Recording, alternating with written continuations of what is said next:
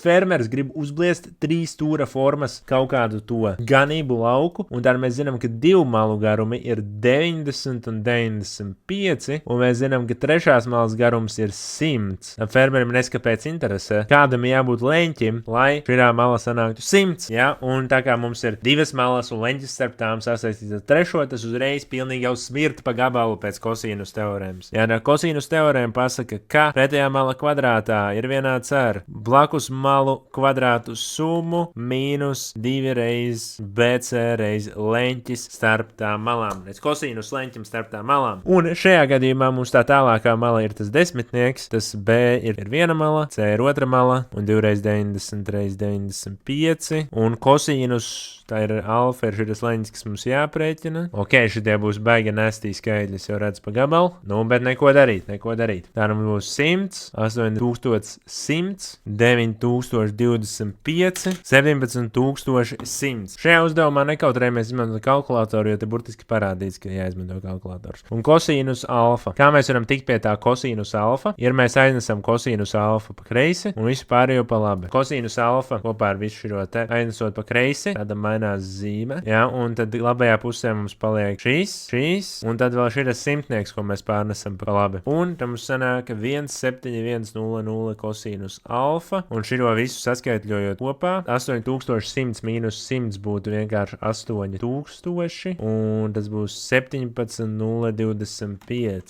Ok, interesting. Un tad pēdējais, ko mums atliek izdarīt, ir šādi te. Izdalām abas puses ar 71700, un, lai dabūtu alfa, uz kalkulātora jāievada ir kā ar kosīnus no šāda te skaitļa, un kalkulātoris parasti tas nerādās kā ar kosīnus, bet tā kā kosīnus mīnus pirmajā pakāpē. Ja tas nozīmē, ka mēs tā kā otrādāk skatāmies kosīnus. Tad mēs dabūjam, ka tie ir aptuveni 5,37 grādi, kas meiko sensu, jo šīs te malas ir nenormāli garas, un šitā 3. mala ir ļoti maza. Tā kā meiko sensu. Un uzdevums ir atrisināts